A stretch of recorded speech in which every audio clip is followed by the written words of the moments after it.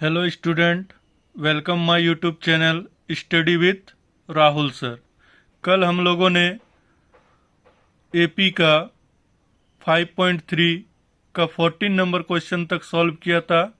आज 15 number question से solve करेंगे। तो 15 नंबर क्वेश्चन है, निर्माण कार्य से संबंधित किसी ठेके में एक निश्चित तिथि के बाद कार्य को विलंब से पूरा करने के लिए जुर्माना लगाने का प्रावधान इस प्रकार है। यानी कार्य को अगर विलंब से स्टार्ट करेंगे तो उस पर जुर्माना लगेगा। तो पहले दिन के लिए है 200 रुपये जुर्माना, दूसरे दिन के लिए 250 रुपये, तीसरे दिन के लिए 300 रुपये है। यदि इत्यादि अर्थात प्रत्येक उत्तरोत्तर दिन का जुर्माना अपने से ठीक पहले दिन के जुर्माने से 50 रुपये अधिक है। एक ठेकेदार को जुर्माना के रूप में कितनी धनराशि अदा करनी पड़ेगी यदि वह इस कार्य में 30 दिन का विलंब कर देता है? तो हमको यहाँ से एपी मिल जाता है। पहला दिन का जुर्माना क्या है? 200 रुपये। दूसरा दिन का जुर्माना 250, इस तरह 300 डॉट डॉट डॉट। ये कितने दिन तक विलंब करता है कार्य? 30 दिन तक। तो 30 दिन तक जो विलंब करता है तो इसको टोटल जुर्माना कितना लगेगा? तो इसके लिए हमको एसएन निकालना होगा। ए इक्वल टू 200 और डी 250 में से 200 गया 50 और एन कितना दिया? 30 दिन तक का विलंब कर रहा है तो एन इक्वल टू 30 हो गया। तो यहाँ से सबसे पहले हम ए एन निकाल लेते हैं। ए एन का फॉर्मूला होता है a plus n minus 1 into D. और यहाँ पे ए का वैल्यू दिया हुआ मेरा 200 और एन का वैल्यू दिया हुआ 30। तो 30 फॉर्मूला से 1 तो 30 माइनस 1 और डी का वैल्यू 50 दिया हुआ है। तो 200 और 30 में से 1 गया 29 इंटू 50। तो 29 इंटू 50 करेंगे तो आएगा 1450 और 1450 में 200 ऐड करेंगे तो आ जाएगा 1650।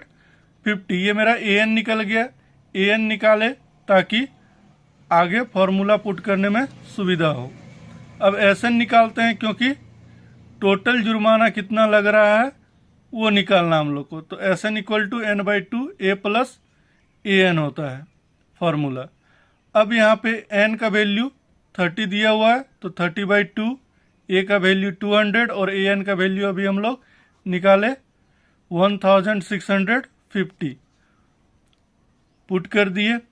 अब ये 32 से 15 बार में कट हो जाता है और इसको 1650 और 200 को ऐड करेंगे तो 1850 आएगा और इसको और 15 को इंटू करेंगे तो आ जाएगा मेरा एस एन यानी 27,750। यानी 30 दिनों तक विलंब करने में उस ठेकेदार को इतना जुर्माना पे करना होगा।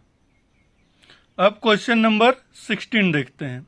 किसी स्कूल के विद्यार्थियों को उनके समग्र शैक्षिक प्रदर्शन के लिए 7 नकद पुरस्कार देने के लिए 700 रुपये की राशि रखी गई है।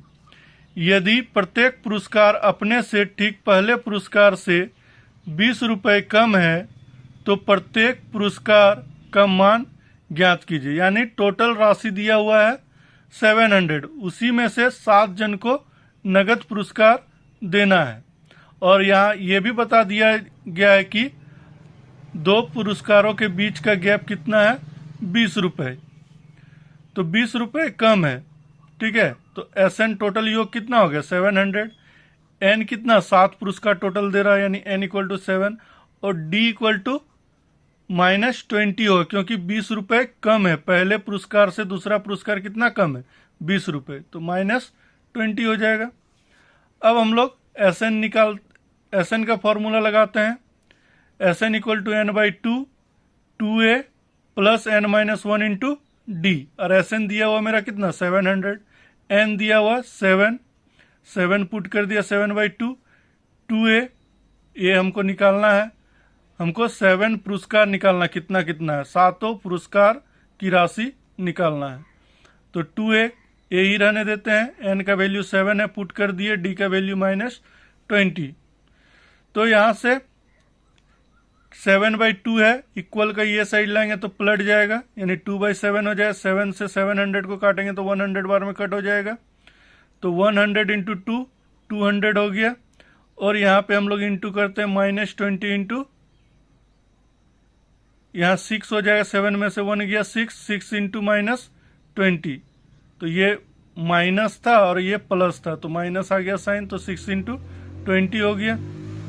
अब ये 6 2 जा 12, यानी 120 माइनस है, इधर आएगा प्लस में कन्वर्ट हो जाएगा, यानी 200 प्लस 120 इक्वल टू कितना हो गया 320, यानी 2a इक्वल टू 320। तो a इक्वल टू क्या हो जाएगा, a इक्वल टू हो जाएगा 320/2, 2 से कट करेंगे 160 बार में कट जाएगा, यानी a का वैल्यू आ गया मेरा 160, यानी प्रथम पुरस्कार मेरा 160 रुपीज का है। तो हम लोग को 7 पुरस्कार देना है, तो 7 पुरस्कार का राशि निकालते हैं।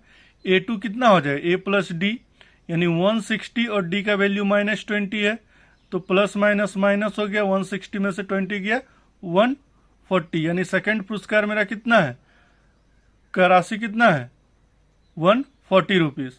और फिर a3 निकालते हैं, तो a2 plus d, formula a2 कितना निकला 140 पुट कर दिए, और d -20 है, प्लस माइनस माइनस हो गया।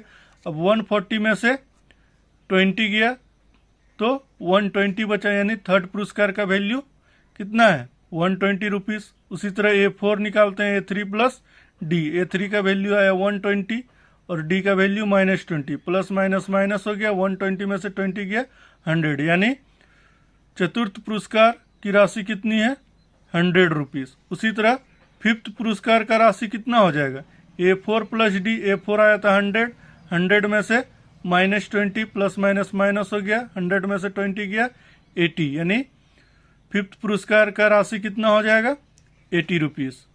उसके बाद a6 यानी सिक्स्थ पुरस्कार का राशि a5 प्लस डी, a5 मेरा आया 80 रुपीज, 80 प्लस डी का वैल्यू -20, प्लस माइनस माइनस, 80 में से 20 गया 60 रुपीज, यानी सिक्स्थ पुरस्कार का वैल्यू 60 रुपीज है। फिर a7 निकालते हैं, तो a7 a6 प्लस डी, तो a6 का वैल्यू आया 60 और प्लस डी का वैल्यू -20, प्लस माइनस माइनस, 60 में से 20 गया 40, यानी सातवां पुरस्कार का वैल्यू कितना हो जाएगा मेरा 40 रुपीज। सातों पुरस्कार का वैल्यू हम लोग निकाल लिए। अब है क्वेश्चन नंबर 17। एक स्कूल के विद्यार्थियों ने वायु प्रदूषण कम करने के लिए स्कूल के अंदर और बाहर पेड़ लगाने के बारे में सोचा। यह निर्णय लिया गया कि प्रत्येक कक्षा का प्रत्येक अनुभाग अपनी कक्षा की संख्या के बराबर पेड़ लगाएगा, यानी क्लास 1 है तो 1 पेड़ लगाएगा, क्लास 2 है तो 2 लगाएगा, क्लास 3 है तो 3 लगाएगा। उदाहरणार्थ कक्षा 1 का एक अनुभाग 1 पेड़ लगाएगा, कक्षा 2 का एक अनुभाग 2 पेड़ लगाएगा। अभी हम बताए कि 2 का है तो 2 पेड़ लगाएगा, 1 का है 1 पेड़, 3 का है 3 पेड़, कक्षा 3 का एक अनुभाग 3 पेड़ लगाएगा इत्यादि। और ऐसा कक्षा 12 तक के लिए चलता रहेगा, यानी टोटल क्लास 12 तक का है यहाँ पे। तो प्रत्येक कक्षा के 3 अनुभाग हैं और प्रत्येक कक्षा में 3 सेक्शन दिया हुआ है, यानी क्लास 1 का 3 सेक्शन, यानी प्रत्येक सेक्शन का अगर एक एक पेड़ लगाया तो क्लास 1 में कितना पेड़ लगेगा 3 लगेगा, क्योंकि 3 सेक्शन है तो 3 × 1 3 पेड़ लगाएगा क्लास 1 का बच्चा। इस स्कूल के विद्यार्थियों द्वारा लगाए गए कुल पेड़ों की संख्या कितनी होगी, यानी ऐसा निकालना है टोटल नंबर ऑफ ट्रीज। चूंकि यहाँ प्रत्येक कक्षा के 3 अनुभाग हैं तो हम लोग क्या लेते हैं, कक्षा 1 द्वारा लगाए गए कुल पेड़ कितना लगाएगा, वो 3 सेक्शन है तो 1 इंटू 3 यानी 3 पेड़ लगाएगा क्लास 1 का बच्चा। क्लास 2 का बच्चा कितना लगाएगा? 2 इंटू 3 यानी 6 लगाएगा। 3 का बच्चा कितना लगाएगा? 3 इंटू 3 9 पेड़ लगाएगा। उसी तरह लास्ट क्लास 12 तक है, 12 का बच्चा कितना लगाएगा? 12 इंटू 3 यानी 36। इस तरह से एपीएम को मिल जाता है 3 6 9 डॉट डॉट डॉट 36, जहाँ पे ए का वैल्यू कितना हो गया? 3 हो गया। डी का वैल्यू कितना आ जाए? 6 में से 3 गया तो 3 आ गया। ए एन वैल्यू कितना हो गया? 36। और एन का वैल्यू, क्योंकि क्लास टोटल 12 है, तो एन का वैल्यू कितना हो गया? 12। तो यहाँ से एस एन का फॉर्मूला लगाते हैं n/2 a plus A N. N का वैल्यू 12 है, 12 पुट कर दिए 12/2। ए का वैल्यू 3 है, 3 पुट कर दिए। ए एन का वैल्यू 36 है, 36 पुट कर दिए। यहाँ हमको डी निकालने का जरूरत भी नहीं था, इसको नहीं भी निकालेंगे तो चलेगा। तो 2 से 12 को कट करेंगे तो 6 बार में कट जाएगा, और 3 प्लस 36 39 हो गया, यानी 6 इंटू 39 यानी 234। यानी कक्षा विद्यार्थियों द्वारा कुल पेड़ लगाया गया कितना पेड़ लगाया गया? 234। टोटल नंबर ऑफ पेड़ कितना लगाया विद्यार्थियों ने? 234। अब आते हैं क्वेश्चन नंबर 18 में। केंद्र ए से प्रारंभ करते हुए बारी बारी से केंद्रों ए और बी को लेते हुए त्रिज्याओं 0.5 centimetre, 1.0 centimetre, 1.5 centimetre, 2.0 centimetre dot dot dot वाले उत्तरोत्तर अर्धवृत्तों को खींचकर एक सर्पिल बनाया गया है, जैसा कि आकृति में दर्शाया गया है। 13 क्रमागत अर्धवृत्तों से बने इस सर्पिल की कुल लंबाई क्या है? और पाई का वैल्यू यहाँ लेने बोला गया है 22/7, 22/7। तो यहाँ देखिए फिगर सर्पिल दिया गया है, ठीक है। यहाँ पे पॉइंट ए और यहाँ बी यहाँ से स्टार्ट हो रहा है। ये बनाया एक अर्धवृत्त, ये फिर एक अर्धवृत्त, फिर अर्धवृत्त बन रहा है ये, फिर ये अर्धवृत्त। इस तरह 13 अर्धवृत्त बन रहा है। यहाँ बता दिया गया कितना अर्धवृत्त बन रहा है? 13 अर्धवृत्त। तो पहला अर्धवृत्त को हम L1 ले लेते हैं, दूसरा को L2, इसी तरह L3, L4 dot dot dot L13 तक जाएगा। तो यहाँ से हमको ये AP से, ये तो AP ही बनाएगा। यहाँ से हमको A कितना मिल जा रहा है? 0.5, और D कितना मिल जा रहा है? 1.0 में से 0.5 जाएगा तो कितना होगा? 0.5 ही होगा। N दिया हुआ है 13, टोटल कितना अर्धवृत्त है? 13 है। तो यहाँ से मेरा SN क्या हो जाएगा फॉर्मूला? क्योंकि ये तो L क्या है? पेरीमीटर है, परिमाप है। तो परिमाप क्या होगा? सभी का योग ही SN कहलाता है। इसका प्लस इसका प्लस इसका, परिमाप भी क्या है? एक तरह का लेंथ है, ठीक है। तो सबका योग ही टोटल लंबाई कहलाए, क्योंकि हमको कुल लंबाई निकालने बोला गया, तो वही SN ही निकालना हम लोग को। यानी L1, L2, L3 dot dot dot कहाँ तक? L13 तक हमको निकालना होगा। तो इस प्रकार तो L1 यहाँ अर्धवृत्त है, तो अर्धवृत्त का परिमाप या पेरीमीटर का फॉर्मूला क्या होता है? पाई आर होता है। तो यहाँ पे तो सबके लिए अलग अलग आर आएगा। तो पहला वाला के लिए लिखते हैं πr1, फिर πr2, फिर πr3। और रेडियस दे दिया है यहाँ पे, रेडियस यहाँ पे दे दिया है 0.5, 1.0, 1.5 समथिंग। तो यहाँ पे हम लोग पाई कॉमन ले लेते हैं, पाई कॉमन ले लिए, फिर तो क्या आ जाएगा? R1 plus R2 plus R3 dot dot dot. Plus लिखे या कोमा लिखे, क्योंकि SN में तो उसका सम ही कहलाता है, या फिर डायरेक्ट SN का फॉर्मूला पुट कर सकते हैं। अब यहाँ पे पाई का वैल्यू बोल दिया गया 22/7 लेने। तो यहाँ ये जो प्लस है तो ये क्या है? SN का टर्म में है, तो SN का डायरेक्ट फॉर्मूला पुट कर देते हैं। N/2 इधर लिख दिए, इधर भूल गए थे लिखने, जगह नहीं था। तो 2a plus n minus 1 into D, into में है तो इसको आगे भी या पीछे भी लिख सकते हैं, कोई दिक्कत नहीं। Sn इक्वल टू 22/7, इसको ले आया इधर, n/2 जो था, तो n का वैल्यू 13 है बाई 2, और a का वैल्यू कितना है 0.5, यानी 2 इंटू 0.5 प्लस n का वैल्यू 13 माइनस 1 इंटू डी का वैल्यू 0.5। तो Sn इक्वल टू क्या हो गया, ये 2 से 11 बार में कट गया तो 11 इंटू 13 और नीचे बाय 7, यानी 5 इंटू 0.5 इंटू 2 करेंगे तो 1.0 आएगा, और यहाँ 13 में से 1 गया 12 इंटू 0.5, अब ये वही रह गया 1.0। अब इसको इंटू करेंगे 12 5 जा 60 और पॉइंट है 1 डिजिट के बाद, तो 1 डिजिट के बाद पॉइंट आ गया, यानी 6.0। तो पॉइंट के बाद 0 का तो कोई वैल्यू नहीं है, यानी 6 और 1 7 हो गया, 7 से 7 कैंसिल हो गया, यानी Sn इक्वल टू कितना होगा 11 इंटू 13, 11 इंटू 13 करेंगे तो कितना आ जाएगा 143, यानी 13 अर्धवृत्ताकार सर्पिलों का योग कितना हो जाएगा 143। अब आते हैं क्वेश्चन नंबर 19 में।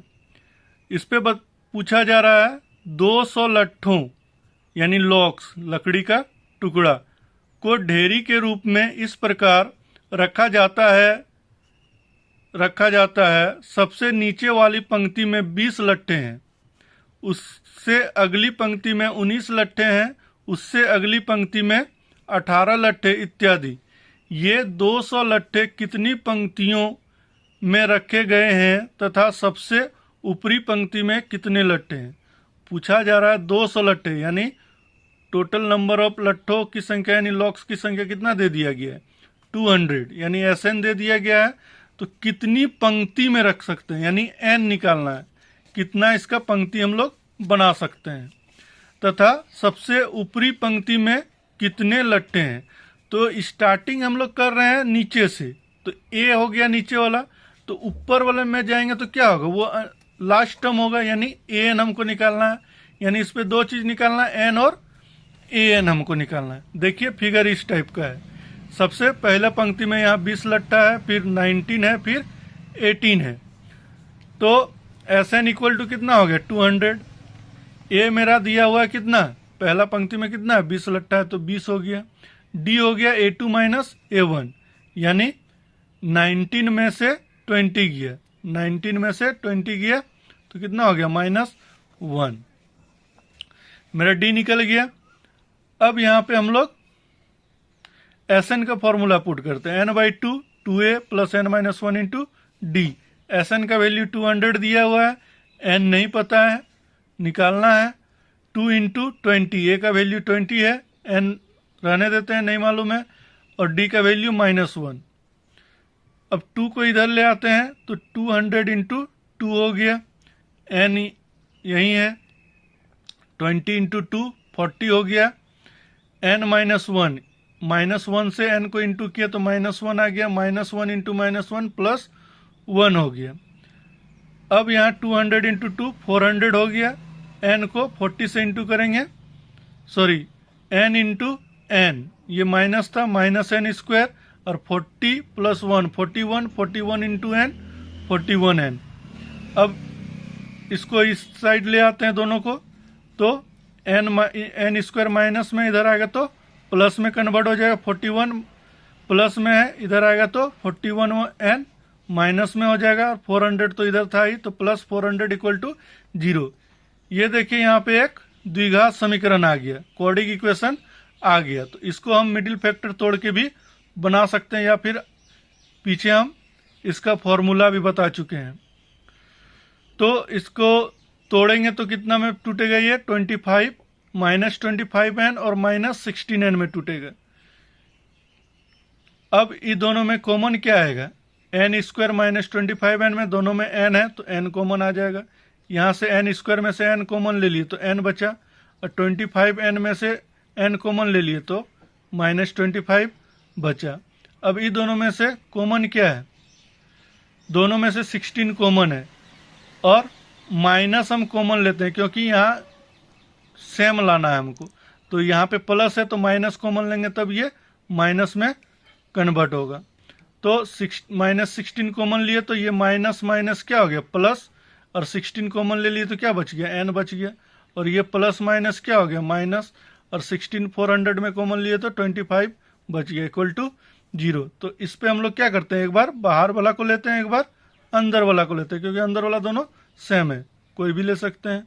तो n माइनस 16 और अंदर में क्या है n माइनस 25 इक्वल टू 0। अब n माइनस 16 इक्वल टू 0 और n माइनस 25 इक्वल टू 0, तो n इक्वल टू कितना आ गया +16 और इधर n इक्वल टू +25।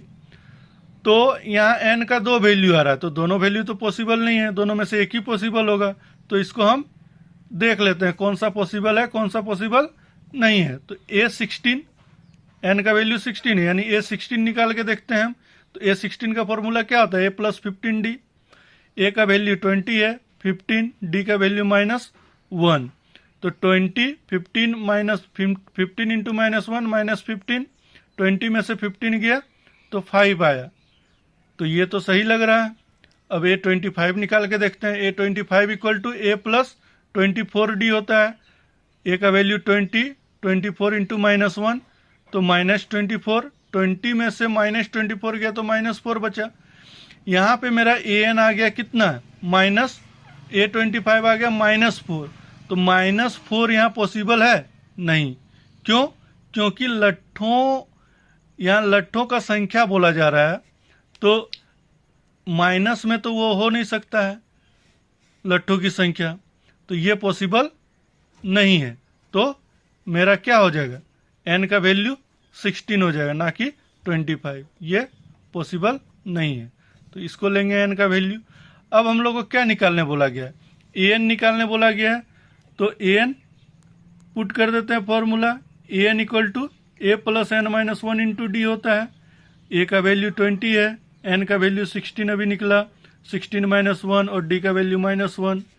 तो 16 में से 1 गया 15, 15 इंटू -1 तो -15, तो 20 में से -15 गया तो 5 आ गया, यानी an मेरा कितना आ गया 5 आ गया। यानी पहला पंक्ति क्या होगा, पहला पंक्ति में लट्ठों की संख्या कितना हो जाएगा 5। अब चलते हैं इस चैप्टर का लास्ट क्वेश्चन, 20 नंबर क्वेश्चन। एक आलू दौड़ यानी पोटैटो रेस में प्रारंभिक स्थान पर एक बाल्टी रखी हुई है जो पहले आलू से 5 मीटर की दूरी पर है तथा अन्य आलुओं को एक सीधी रेखा में परस्पर 3 मीटर की दूरियों पर रखा गया है। इस रेखा पर 10 आलू रखे गए हैं। जैसे देखिए फिगर बनाया है, ट्राई किए हैं। ये बाल्टी है, पहला जो आलू रखा गया है 5 मीटर का डिस्टेंस पे और बाकी सब 3 मीटर का डिस्टेंस पे रखा गया है। ये कोई लड़की है जो दौड़ रही है आलू रेस में। ये टोटल 10 आलू यहाँ पे रखा गया है। अब यहाँ क्वेश्चन आगे पूछ रहा है, प्रत्येक प्रतियोगी बाल्टी से चलना प्रारंभ करता है, यानी यहाँ से चलना प्रारंभ करती है, निकटतम आलू को उठाती है, यानी पहला आलू कौन सा होगा, ये, इसको उठाई, निकटतम आलू को उठाती है, उसे लेकर वापस आकर दौड़कर बाल्टी में डालती है, और यहाँ से उठाई फिर वापस आई बाल्टी में रखी, फिर वापस दौड़ के गई, दूसरा आलू को उठाई, फिर वापस आई बाल्टी में रखी, तो उठाकर वापस बाल्टी में डालती है, और वह ऐसा तब तक करती रहती है जब तक सभी आलू बाल्टी में न आ जाएं। इसमें प्रतियोगी को कुल कितनी दूरी दौड़नी पड़ेगी, यानी बार बार वो जाएगी, आलू उठाएगी, वापस बाल्टी में रखेगी, जाएगी, आलू उठाएगी, वापस में बाल्टी में रखेगी। तो इस तरह से हम देखते हैं, पहले आलू को उठाकर बाल्टी में डालने तक दौड़ी गई दूरी क्या होगा, एक बार गई 5 मीटर, फिर वापस आई बाल्टी में रखने के लिए, यानी गई और आई 2 बार डिस्टेंस को तय कर रही है, यानी 5 × 2, यानी पहला आलू को रखने के लिए उसको कितना डिस्टेंस तय करना हुआ, 10 मीटर का डिस्टेंस तय करना पड़ा। उसी प्रकार दूसरे आलू के लिए उसको कितना डिस्टेंस तय करना पड़ेगा, क्योंकि अब तो 3 का गैप है, तो 5 + 3 8 मीटर गई, 8 मीटर वापस आई, यानी 2, 8 × 2 16। उसी प्रकार फिर 3 मीटर डिस्टेंस और बढ़ जाएगा, यानी 5 + 3 + 3, यानी कितना हो गया 5 3 8 3 11, 11 × 2 22, यानी थर्ड बार टोटल उसको डिस्टेंस कितना तय करना होगा 22 मीटर। तो इस प्रकार एपी मेरा क्या बनेगा 10 16 22 ... तो ए यहाँ से मेरा निकल जाता है 10, डी निकलेगा 16 में से 10 गया 6, एन निकलेगा कितना आलू टोटल है 10 आलू है, तो एन कितना हो गया 10। तो यहाँ से हम ए एन का फॉर्मूला पुट करते हैं, ए एन निकाल लेते हैं, ए + n - 1 × डी। यहाँ ए का वैल्यू 10 है, एन का वैल्यू भी 10 है, तो 10 - 1 × डी का वैल्यू 6 आया। तो 10 + 10 में से 1 गया 9 × 6, 9 × 6 54, 54 + 10 64, यानी ए एन मेरा आ गया 64। तो हमको टोटल डिस्टेंस निकालने बोला गया कि कितना डिस्टेंस प्रतियोगी को तय करना पड़ रहा है। तो एस एन निकालेंगे, तो S N = n/2 a + A N. N का वैल्यू 10 है, 10/2, ए का वैल्यू 10 है, और ए एन अभी हम लोग निकाले 64। 2 से 10 को काटेंगे 5 बार में, 5, और 64 + 10 74। अब 74 × 5 करेंगे तो कितना हो गया 370 मीटर। अतः हम कह सकते हैं क्या प्रतियोगी को कुल कितना डिस्टेंस तय करना पड़ेगा 370 मीटर। अगर आप सबको वीडियो अच्छा लग रहा है तो वीडियो को लाइक, सब्सक्राइब और शेयर जरूर करें। धन्यवाद।